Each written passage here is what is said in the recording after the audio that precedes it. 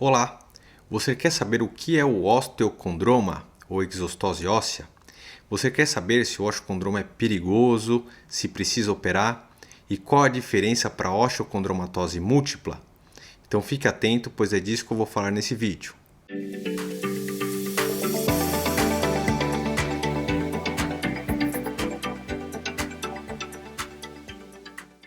Olá, meu nome é Daniel Reboledo, sou médico oncologista ortopédico e cirurgião de quadril.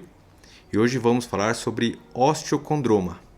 Caso você tenha interesse neste ou em outros assuntos da oncologia ortopédica, assine o canal, toque o sino das notificações, assim você não perderá nenhum dos conteúdos que virão a seguir. Então o tema de hoje é o osteocondroma, ele também é chamado de exostose óssea. Então esse é um tumor ósseo benigno, na verdade ele é o tumor ósseo benigno mais comum nos pacientes. Ele é mais comum nos pacientes entre 10 e 30 anos. Então nós temos basicamente dois tipos de osteocondroma. A gente está falando ou do osteocondroma solitário, que é aquele osteocondroma único, mas existe também uma doença chamada de osteocondromatose múltipla ou exostose múltipla hereditária. São doenças que também têm em comum o aspecto do osteocondroma, porém a síndrome hereditária, existe um número muito maior de osteocondromas, eles são muito maiores e causam muito mais sintomas.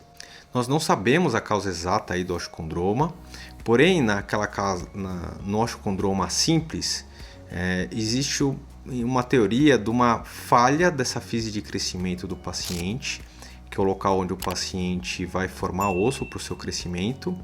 Existe como se fosse uma separação dessa fise, que em vez de crescer para o osso para longitudinal, começa a fazer um crescimento lateral do osso também. Então acaba causando uma protuberância, uma exostose óssea. Já a osteocondromatose múltipla, ela está associada a uma síndrome genética. Mais de 70% dos casos existe uma alteração genética familiar, ou seja, essa alteração genética ela vai passando de pai para filho.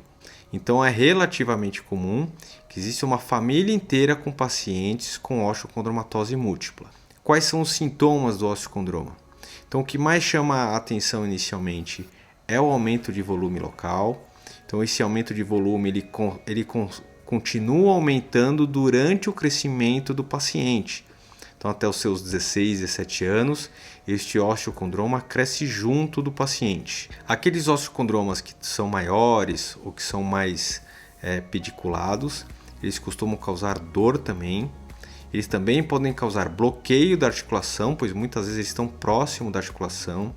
Eles podem causar adormecimento quando eles têm alguma compressão neurológica, ou podem causar inclusive alterações vasculares. O membro pode ficar um pouco mais gelado, mudar de cor, justamente pela compressão do osteocondroma num vaso também.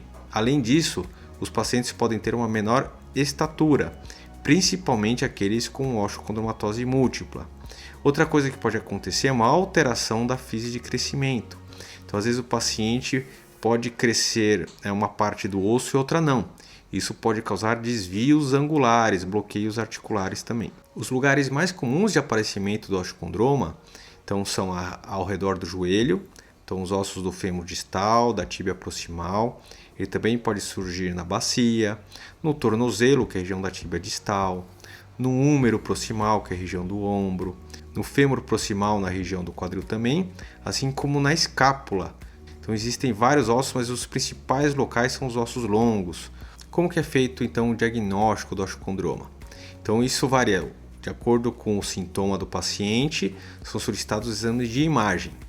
Em geral, a radiografia simples é suficiente para o diagnóstico, não existe uma necessidade de biópsia. Em alguns casos específicos, principalmente quando está próximo de vasos, quando está em região de bacia e escápula, a tomografia pode ajudar também a delimitar essa lesão.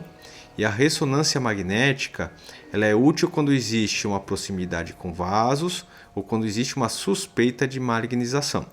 Então, como falei anteriormente, o osteocondroma é um tumor benigno. O que quer dizer isso? Quer dizer que o tumor vai crescer localmente, ele não tem a capacidade de se espalhar. Porém, em uma pequena quantidade dos pacientes existe uma chance de malignização. O que quer dizer isso? Ele perde um pouco esse aspecto benigno e vai virando de uma maneira mais agressiva, pode virar algum tipo de câncer de baixo grau, que são aqueles tipos de câncer menos agressivos. Quando ele vira um tumor maligno, ele vira um condrossarcoma de baixo grau. E quais são os sinais de que isso está acontecendo? Em geral, isso acontece na idade adulta. Como falei, o osteocondroma cresce junto com o paciente, mas depois que ele para de crescer, o tumor também para de crescer.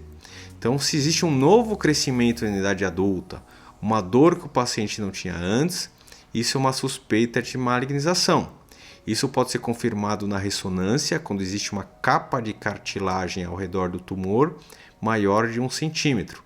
Então, existem mecanismos da gente descobrir se o paciente tem um sinal de malignização ou não. A chance disso acontecer no osteocondroma solitário é menor que 0,1%, então é extremamente raro.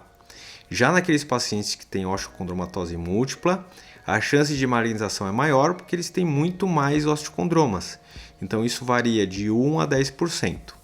A biópsia raramente é feita para diagnóstico do osteocondroma. Os exames de imagem eles já dão uma ideia aí do diagnóstico.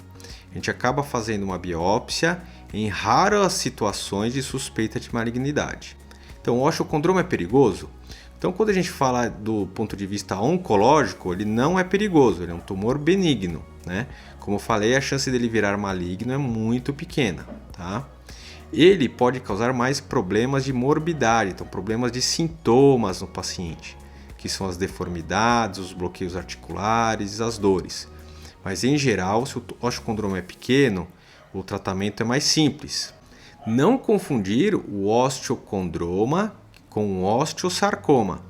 São doenças que têm nome parecidos, mas são totalmente diferentes. O osteocondroma é um tumor benigno, não tem tanto perigo. Já o osteosarcoma é um tipo de câncer ósseo mais frequente, de alto grau, de alta agressividade e que deve ser tratado imediatamente. E qual que é o tratamento do osteocondroma? Então, o tratamento ele vai depender muito dos sintomas, da localização, do tamanho da lesão. Se o paciente é pouco sintomático ou sem sintomas, acabou achando por acaso a lesão, o osteocondroma pode até ser observado. Não é necessário operar todo o osteocondroma. Agora, quando o osteocondroma causa sintomas de dor, de bloqueio articular, limitação de movimentos, desvios angulares, aí sim pode haver indicação da cirurgia. Em geral, a cirurgia consiste na retirada, na ressecção do tumor por completo. Em alguns casos, deve ser feito algum tipo de reconstrução, né, com placas, parafusos, cortes nos ossos, mas isso daí é uma situação de exceção. Outras situações em que é necessária a cirurgia é quando existe essa compressão de algum vaso. Isso acontece principalmente na região do joelho, quando o osteocondroma ele é posterior, então na região de trás do joelho, em que ele aperta o vaso e pode fazer até um pseudoaneurisma. Então, às vezes, inclusive é necessário fazer a reconstrução vascular também. E outra situação é quando existe a suspeita de malignização. Então, quando o paciente adulto começa a ter sintomas e um crescimento, esse osteocondroma deve ser retirado, deve ser ressecado e enviado para análise para confirmar se existe essa suspeita de malignização. Em geral, o tratamento cirúrgico é suficiente, mesmo que ele seja maligno. Osteocondroma tem cura? Sim, a grande maioria dos osteocondromas será curada. Ou pela simples observação, que o paciente não tem sintomas, ou pela cirurgia, que normalmente é curativa. Então, o osteocondroma ele tem um bom prognóstico oncológico. Já nos casos de osteocondromatose múltipla, é uma síndrome genética mais grave, existe uma deformidade de vários ossos. Então, aí o tratamento ele é um pouco mais paliativo, em retirar aqueles osteocondromas que incomodam mais. Muitos dos pacientes têm uma vida normal, mas em alguns casos, algum tipo de limitação deve ser aceita também. Façam seus comentários abaixo, perguntem dúvidas genéricas sobre esse assunto. Não posso dar conduta de casos específicos, mas essas dúvidas genéricas sobre esse assunto eu responderei com o maior prazer. Compartilhe com algum paciente, algum familiar, algum conhecido que tem essa síndrome, esse tumor do osteocondroma. Paz e saúde para todos e até a próxima!